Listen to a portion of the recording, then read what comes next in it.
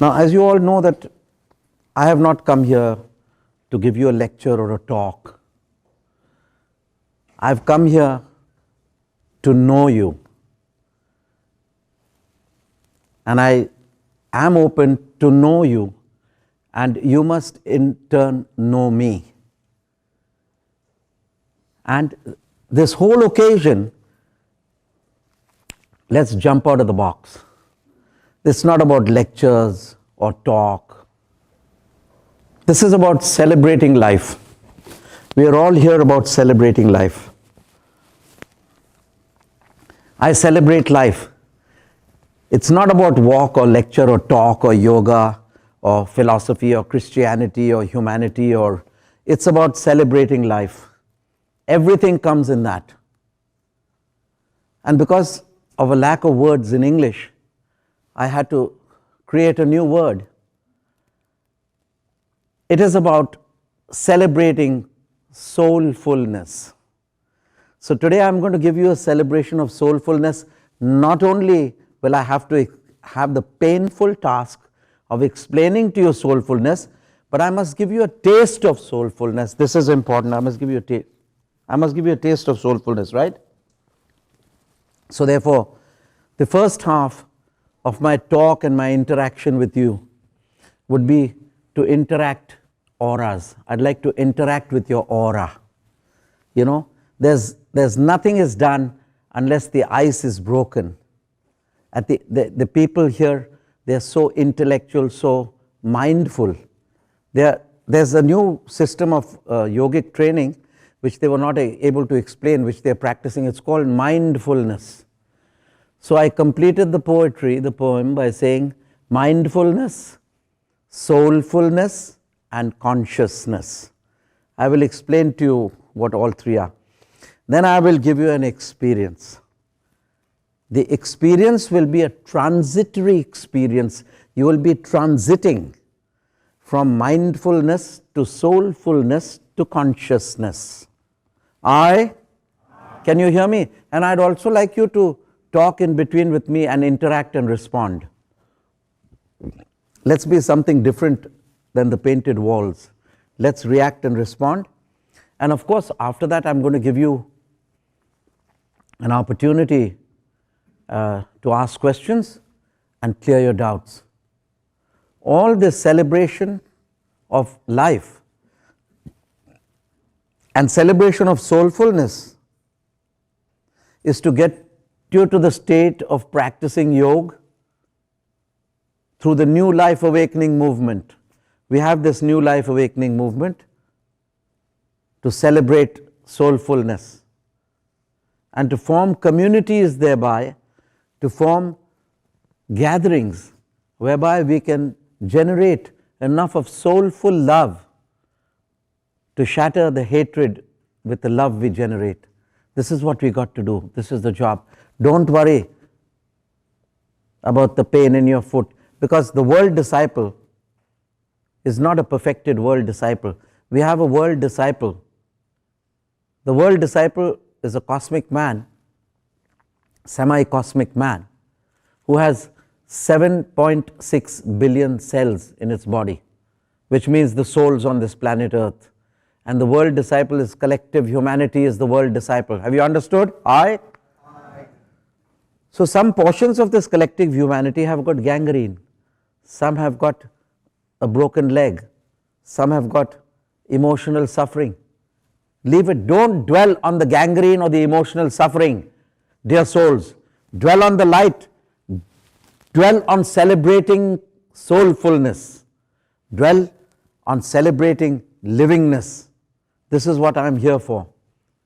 And to wake you and shake you up a little. If I just talk, I'll keep you bored. Like I'm seeing all your faces are pretty serious and glum. My endeavor is to make the faces smile, and genuinely not from outwardly to show me, but from the soul within, from practicing soulfulness. Let me explain to you this. I've seen some people, they're throwing words around, which is good, which we are explaining what yoga is in modern terminology. I went to London, had some seminars and some sessions there, And I found that this word mindfulness was very popular there. And I asked a few people what it means, but they could not tell me. So I said I may as well create my own meaning and may as well understand it in the sense of yoga, since it is plucked out from the ancient background of yoga, the unity humanity, community humanity. Mindfulness is a very profound state of mind. The first state of mind, if we start from concentration, the practice of concentration would be, as you focus on a particular object or a person, your thoughts keep running away from the focus, the object of your focus. Before you can wrap your mind around that particular object or person, there are 10 other thoughts which come and distract that concentration. To repeatedly bring back the stray thoughts to the focus of your attention, to the object of your attention, is called the practice of concentration. I'm thinking, let's say, there's this picture of this person, this Guru Nath. He's there by the United Nations, and it's a beautiful picture. I'm seeing the globe there, and there he's standing there in the same old clothes which he's wearing now, and it's a very nice picture. And then suddenly somebody with an orange shirt comes. I get distracted. He's going to the corner and I don't know what he's doing. There's another lady, they've come late. This is distracted. So I bring my distracted thought again. I say, okay, let's get back to the man with the beard. And he's got a wonderful beard, and he's standing before the UN symbol. I wonder, did he speak the same subject at the United Nations or not? And this thing. And then some lady is going with a bag, again opening the door. So I pull the thought back, again I focus on the object.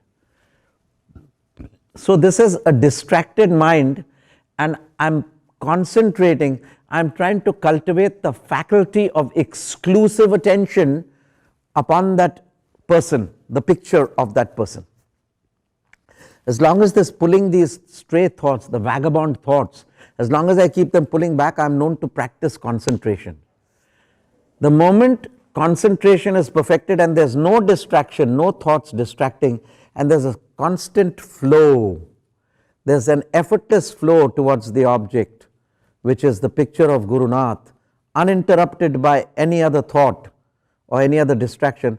That is a flow, a train of thoughts flowing only onto Guru Nath, and then your mind is full only of Guru Nath.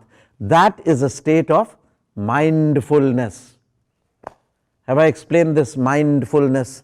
How many of you heard of this new technique? It's a fad, it's come out, mindfulness. Raise your hands. Oh my God, it's spread well, viral. And how many explained it in this way? How many found this way a good explanation to that? Raise your hands. And a new explanation to that, raise your hands. Okay. It's obviously a new explanation. I don't agree with you that you knew this. So because I'm creating this. So constant, when a rower is rowing a boat, firstly he is distracted, he doesn't get into rhythm. His body gets into rhythm, his oars are clutched, and then he gets into the same rhythm, and there's nothing but heave, ho, heave, ho. When he gets into that rhythm, he is only focused on that rhythm, the oars, and he rowing. That with effort, as long as there's effort in the rowing, with the boatman and the oar, that is called mindfulness. That is called concentration. When the oars and the rower become one, the oars and the person holding the oars, they become one life. They come fused into one. That is called mindfulness. Right? Now, there's another stage of soulfulness. The mindfulness is when there is no distraction and he is rowing. But when the boat, the oars, the boatman, the boat and the oars, they become one, and there's no difference between them. All are one. The subject and the object become one. The boat, the oars, and the person rowing, that is known as soulfulness. Soulfulness is when you're so intent on the object that it becomes one. Mindfulness, soulfulness. In mindfulness, you are focusing on the image, and when you're perfectly in mindfulness and there's no distraction, but it's only regarding the picture of Guru Nath. Where does he come from? Who is he? What did he talk at the United Nations? With no other, hey, get my coffee. Hey, let's go to Trader Joe's and get some truffle, what are those latest fads which you guys have? Truffle almonds. Whose are the truffle almonds? Many of you have known that, has spread very wild, and it's very good. If you haven't had it, have it. So you get those distraction of truffled almonds. When you don't get those distractions and you're totally at one flow of thought, one flow only regarding the Guru, that one flow of thought, who is he, where is he from, what does he teach? That is mindfulness. You're not distracted. That is mindfulness. A ceaseless flow of thought without outer distraction is mindfulness. Soulfulness is when he looks so much at the photo of Guru Nath that the subject and the object become one. There is no thought then. I am him, I'm experiencing him. That is soulfulness. That's a very high state of composed mind. Are you understanding what I'm saying? Okay, very high state of composed mind. I'm actually speaking about the psychology of mystical awakening, the psychology of spiritual awakening. Then you get to a higher state of expansion, which is known as consciousness. When the mind leaves the object of Guru Nath's photo and Guru Nath becoming one, he leaves a relative object, he leaves relativity, he leaves duality and goes into the singularity, which is not focusing on the attributes or the physical body of the person, nor the attributes of the person, but just going into his awareness, his consciousness, and both fusing at a higher level, which is transcendence. So, mindfulness informs, soulfulness transforms you into one, right?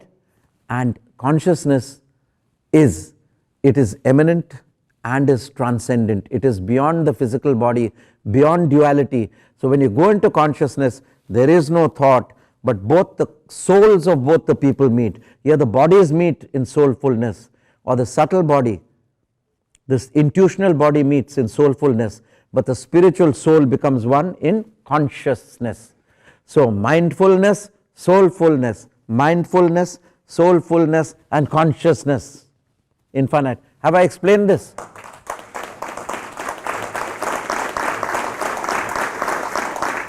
Thank you for your appreciation. These are the three things which we have to learn, and these are the three things which we learn while practicing Kundalini Kriya Yoga, which is the later purpose of what I am going to teach you. I am going to initiate you into a simple practice. It's easy, anybody can do it. It's easy. It's meant for householders also. The Kriya Yoga, which I am going to initiate you into tomorrow, is a very simple method which takes you through these expanded states of awareness.